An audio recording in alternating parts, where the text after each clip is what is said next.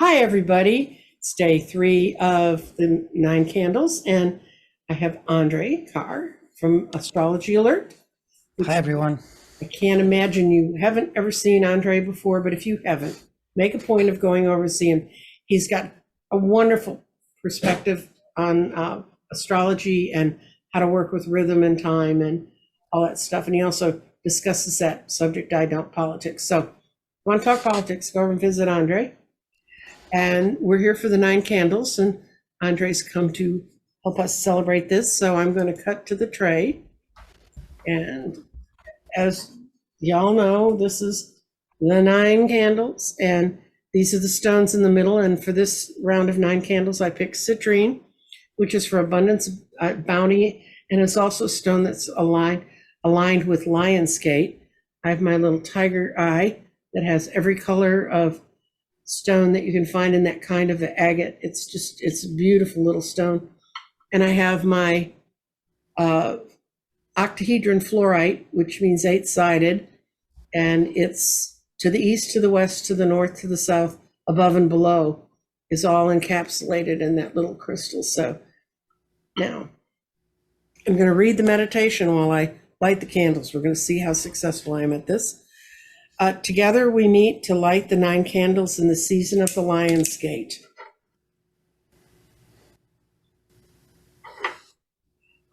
And that is when the earth is aligned between Sirius and Orion. And it is a time of great energetic exchange with the universe.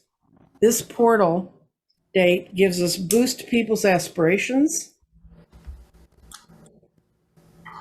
as on an individual level and in the collective. We have learned how to accept our own energetic vibrations. We are becoming more aware of the energies arriving from the universe to support the changes in Gaia and on ourselves. We acknowledge that these many colored candles symbolize the expansion of energy from our own lives and through the balance to the universal shifts. We ride the waves that surround us to a better future. It's the energetic ones and the ones that we have around us. So I'm going to come back to Andre now. Trust me, the candles are sitting over here burning nicely. We're talking a lot about waves and repeating disturbance or movement that carry energy through space and matter. That's the scientific definition of a wave. But to me, a wave is something, I know you said you can just look at an ephemeris and you can see all the patterns, okay? I don't have that skill, but apparently that's how the skill waves through you. So Yeah, right. Everybody gets their wave. everybody has their own place on the wave. It's true. So what's going on around you during the season of Lionsgate? You mean right now? Yeah, well, whatever. Between Well, now and the fall and into winter, because that's when we're going to be. I mean, I feel, in a sense, I would say I'm pretty inspired, but I can use more inspiration, and more aspiration. Mm-hmm. So then this is would be really good, and Oh, good. yeah, for all kinds of reasons, astrological or otherwise. So Mm-hmm. it's a welcome ceremony and a welcome focus. Mm-hmm. Sure. Yes. And what we ask people to do is to kind of put intentions behind this and sort of say, I'm kind of here. This is, I know that running volunteers, I always found everybody got hyped up in the fall. Let's get going. I always thought January 1 was a bad day to start the new year. Everybody really starts their new year the same way we all did, by learning to go to school in the fall. True enough. True. That's true. Probably maybe spring and fall, the equinoxes are more connected to those starts than the winter and summer solstice. Mm-hmm. Yeah, could be true. Yes. So you and I were talking a little bit earlier about the world feeling a little like a pressure cooker, and actually it's going to continue for the next couple years. And I found Lionsgate's a time when a lot of our energy flows through, and all of a sudden we really feel we're in a different trajectory. Is that totally just inside me, or is that inside the planets too? No, it's this year because of because of the Venus cycle. It's there. It's Mhm. definitely it really overamps this particular period. It may not be exactly the same every year, but this year I would say definitely. It's the July, August, September period Mhm. is very energized for sure, for sure. And I'm definitely feeling it. Good. There's no question. Yes. So I look forward to the effect. If I can if you channel Sirius, Sirius is a big star and has a lot of power. So if on that alone, there's a lot of energy there. What is Sirius as a myth? Does it have a myth how it got there? It's like I believe there's a connection to it being a silver Argentinium star.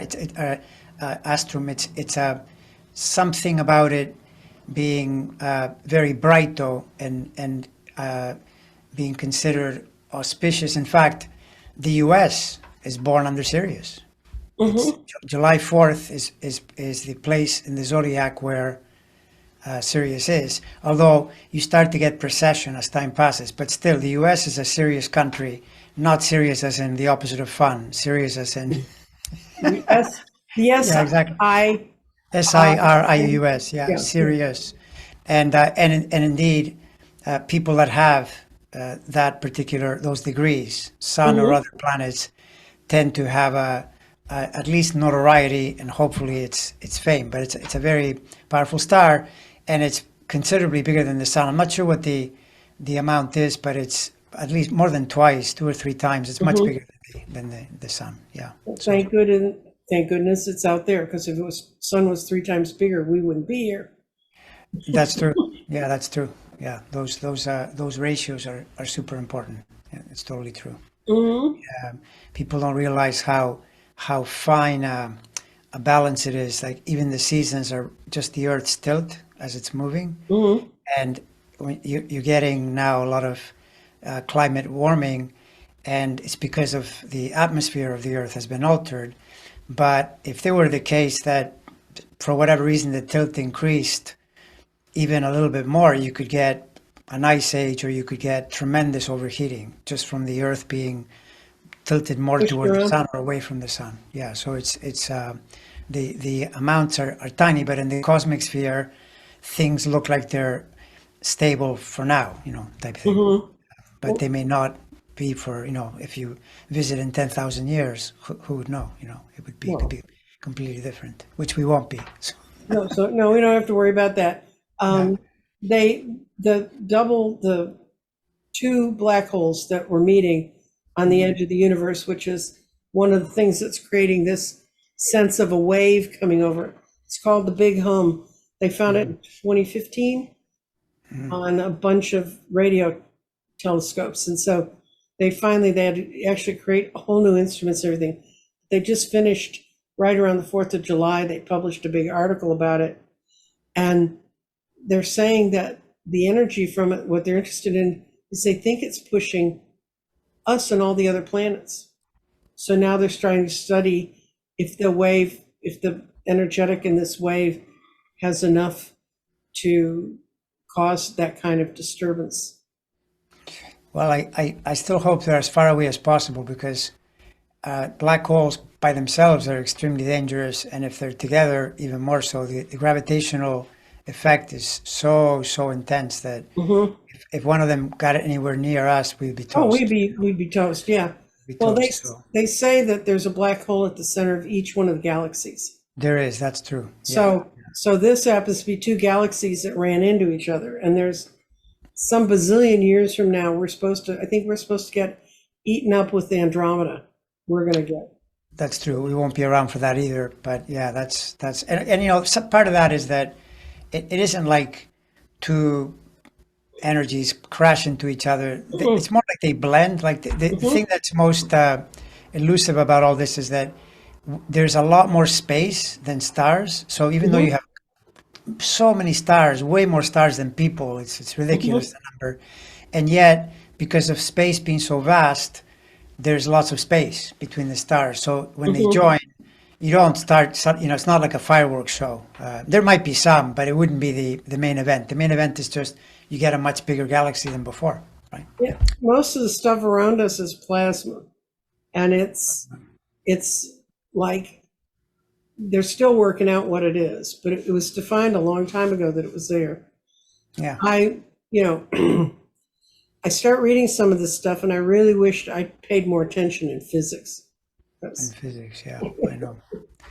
Physics, astronomy, yeah, I get a lot of, personally, I get a lot of inspiration from the astronomy because it gets reflected in the inner Mhm. experience. If you learn enough about it, there's a sense of having that feeling inside, where the feeling of being contracted, expanded, as some of the planets point to. And yeah, it's a very interesting thing. This is the part of science that I really like.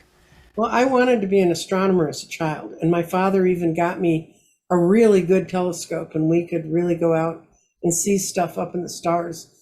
And then I started reading about what you had to do to be an astronomer, and you had to do math.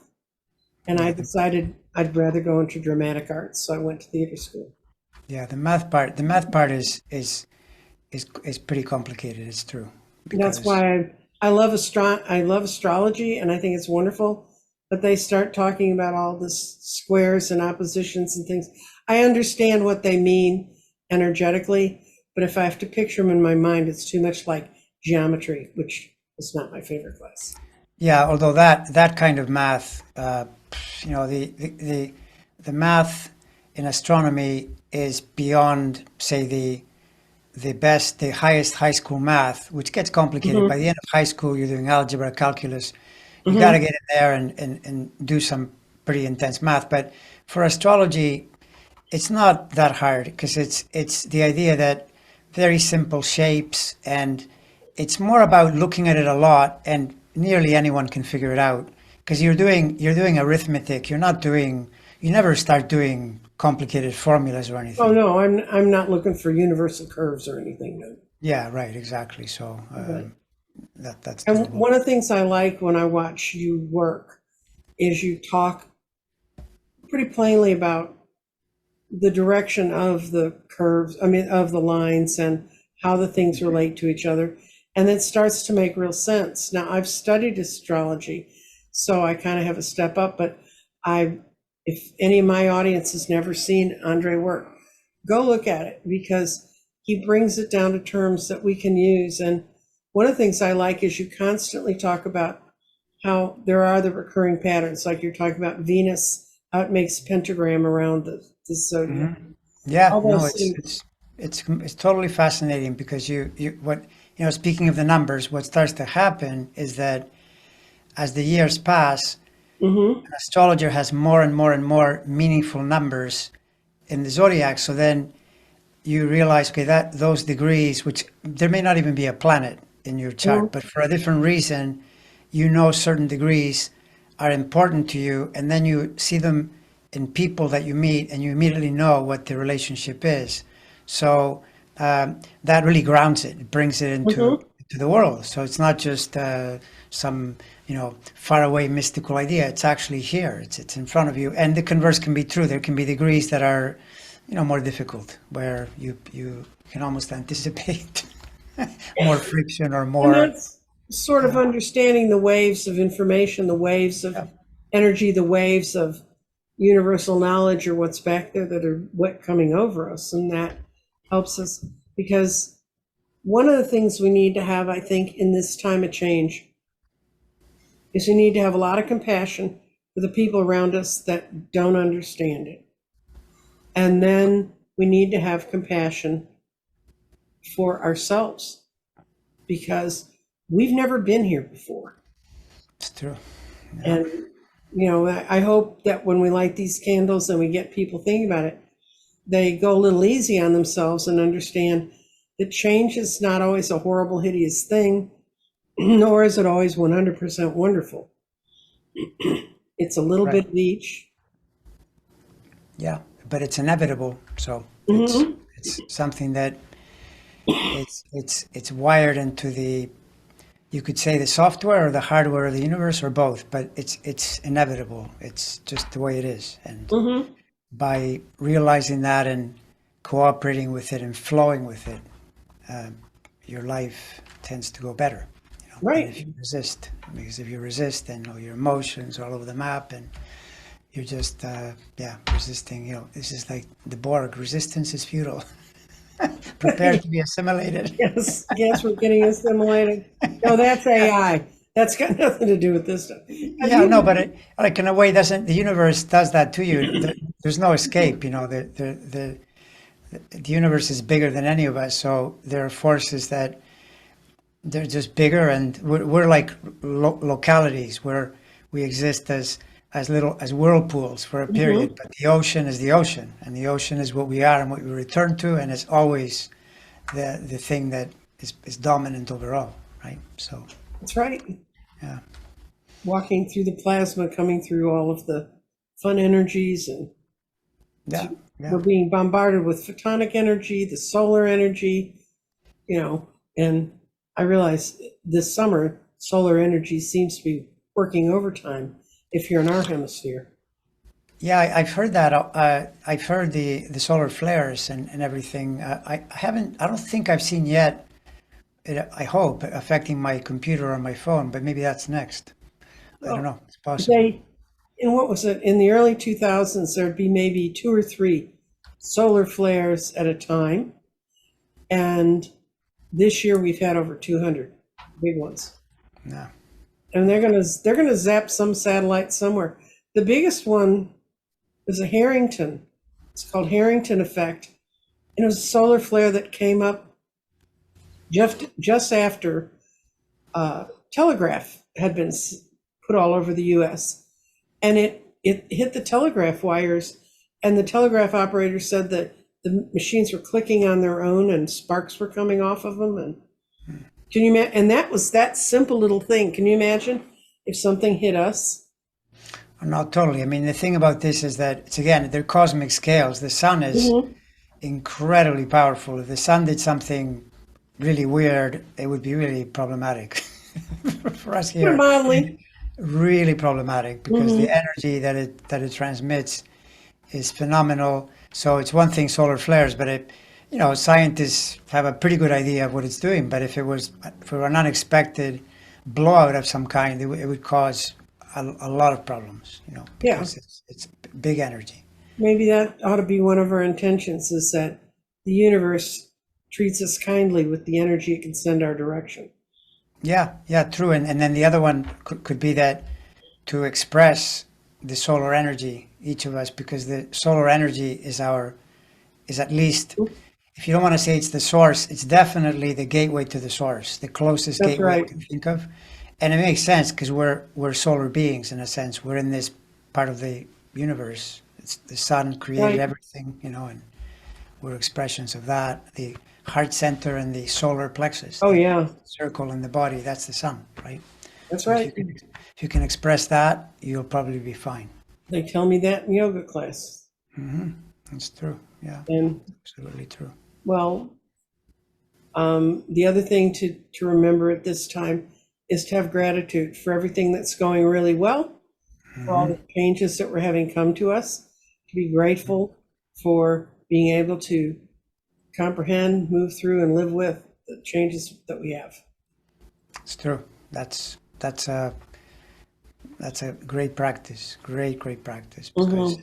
you're tapping into automatically you're tapping into Jupiter energy. It's the glass half full always. You can Hmm. look at things half empty, but what's the use? All it does is pull you down. So Yeah. so Look at doing it the other way. I mean, if a person does just gratitude alone, they can get all the way to the end. Literally, that's all you need to do. okay. Yeah, that's all you need to do. Well, speaking of solar flares, I'm going to have to get over here and turn these candles out before they get too rambunctious. It's happened to me before. So, in closing, we are going to blow out these candles, and I will see you, the audience, next tomorrow night at 7 on the premiere on my channel. And it may seem like a simple thing. Why does she go blow the candles out? Because the first time I did it, I didn't show them me blowing the candles out, and people would leave them burning. And then by the second day, they only had 7 candles instead of 9. So. Right.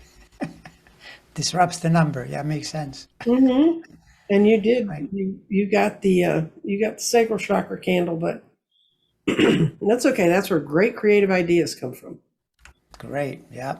And I want to thank you for coming and helping me with with the ceremony today. And I look forward to seeing you again. Look up Andre. I will have in the note descriptions how to reach him. He does readings. He teaches marvelous classes, and he has a really good Patreon program that's well worth looking at. And I look forward to seeing you later, Andre. Thank you. Thank you. It was a pleasure.